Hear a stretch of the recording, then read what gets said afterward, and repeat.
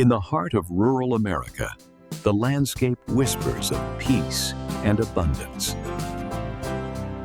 It is a tapestry of human effort, where the soil yields food for millions. But beneath this tranquil surface lies a silent, relentless struggle. Nature here is not just scenery. It is a force that competes for every inch of land. From the colorful pheasant to the destructive hog, wildlife and agriculture are locked in a battle for survival. It is a place where coexistence requires intervention.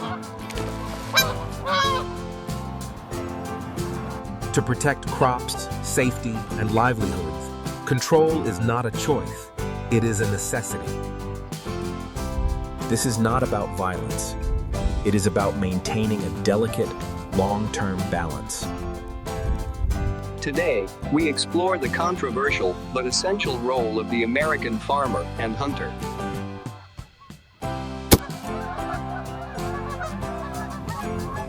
We begin in the vast grain belts of the Midwest.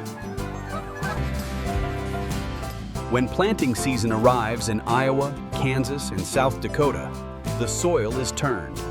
But this turned earth attracts a beautiful, yet problematic visitor, the pheasant. These wild birds have adapted perfectly to modern cultivated fields.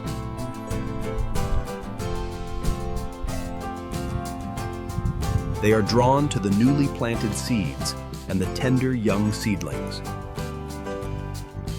In early spring, flocks move across corn and soybean fields, scratching out the future harvest. Their hunger is natural, but the cost to the farmer is calculated in lost tons. Crops emerge unevenly. Bare patches scar the fields right at the start of the season. In high population areas, losses of seeds can hit 15%, a significant economic blow. In the past, nature had its own police force. Predators once kept pheasant numbers in check.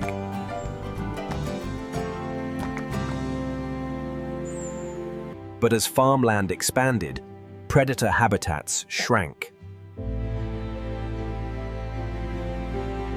With fewer threats and abundant food, the pheasant population boomed. The natural control weakened. The agricultural buffet remained open.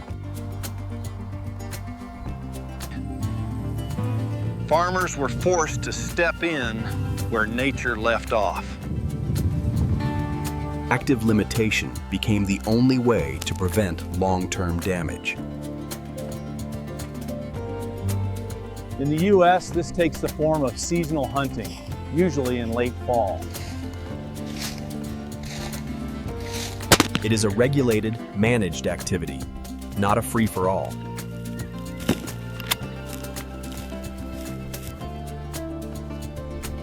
Before the season opens, agencies assess populations to ensure sustainability. A season is only declared when the numbers rise too high for the land to support. It is a cycle of assessment and action.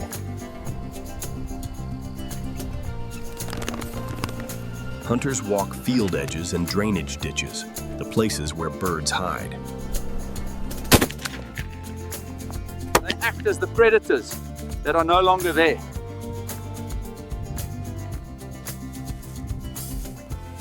Dogs make the hunt faster and more accurate, ensuring birds are located and retrieved. Strict limits apply. Only a set number of birds can be taken. And nothing is wasted.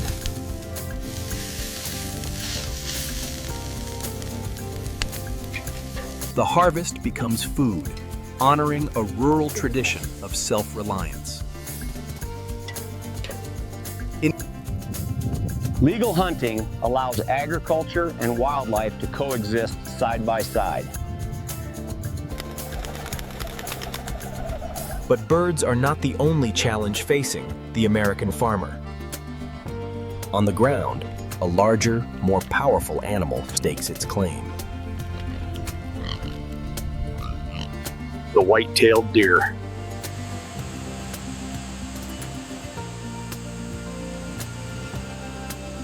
Graceful and agile, they are icons of the American wilderness. But in states like Wisconsin and Pennsylvania, their populations have exploded. The predators that once hunted them, wolves and mountain lions, are gone from these areas. Humans have created a paradise for them. Farm edges, open fields, and suburban gardens. Without natural checks, their numbers grow beyond what the land can support. This imbalance brings consequences that ripple through the economy and ecology.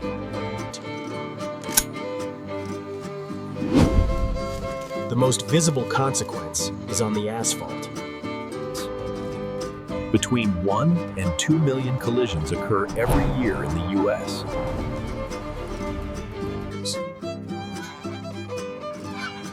It is a collision of nature and modern infrastructure. Beyond the roads, they are devastating to agriculture. They strip cornfields, vineyards, and orchards. They even prevent young forests from regenerating by eating the saplings.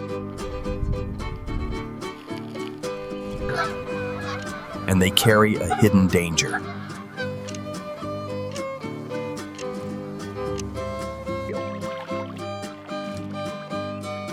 They are the primary hosts for ticks that carry Lyme disease.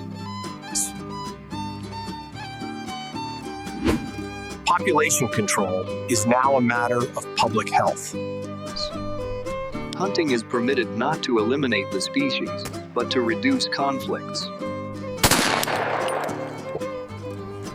It is a method of bringing the numbers back to a level the land can sustain. Firearms are commonly used, following strictly regulated seasons. Bow hunting provides another method, requiring silence and stealth.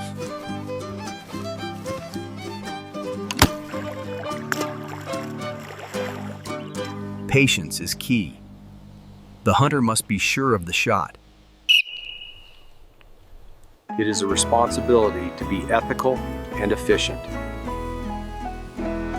Bow hunters must get much closer, observing the animal's behavior. The effective range is shorter. The margin for error is smaller.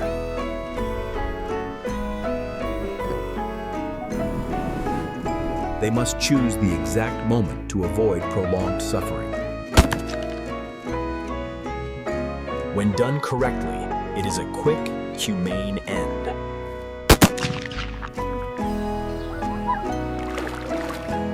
But the land is not the only battleground. We must look to the water. Here, a different challenger creates persistent pressure: the Canadian goose.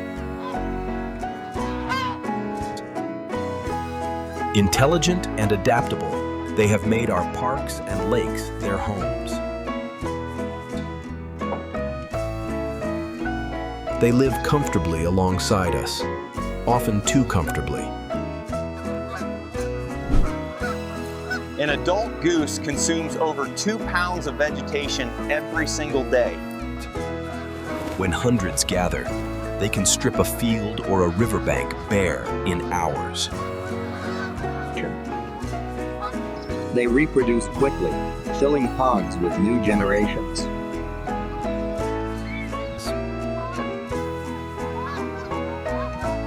But consumption is only half the problem.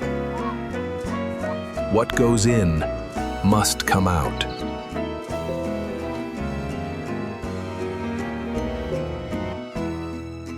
A large flock produces hundreds of pounds of waste daily. It fouls public parks, sports fields, and golf courses. More dangerously, it pollutes water sources with high levels of bacteria.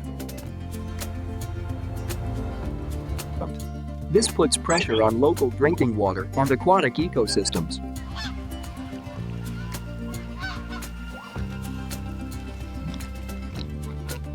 Over decades, populations across North America have soared.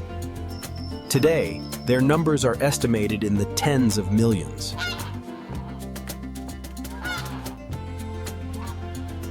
They have few natural predators in these human-made environments.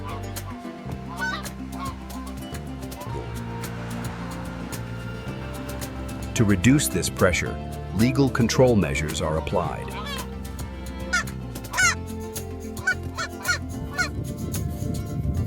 Seasonal hunting is the primary tool.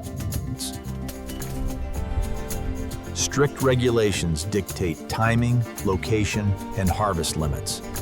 Participants must be licensed and follow the rules.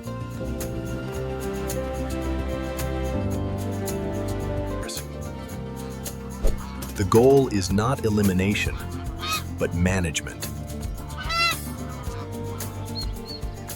When controlled, geese, people, and the land can coexist sustainably. This ongoing management allows the American farm to function. Without it, the cost of food would rise and yields would fall.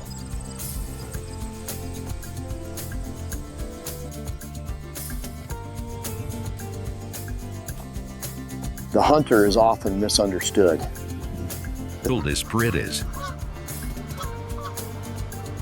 They are the gatherers in a modern world.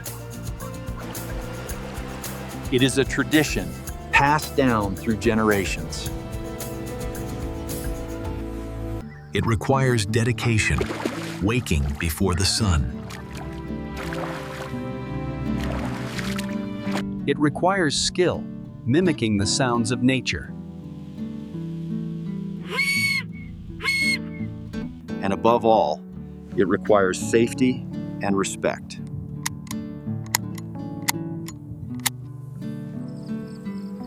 Hunters and farmers work in tandem with state agencies.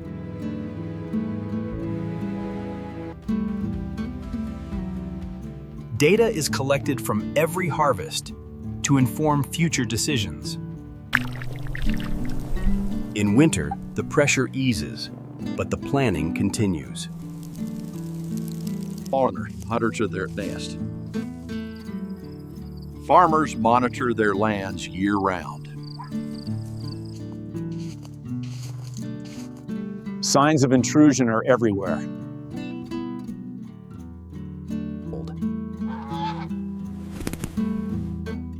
The conflict spills into backyards and towns. Communities debate the best methods of control.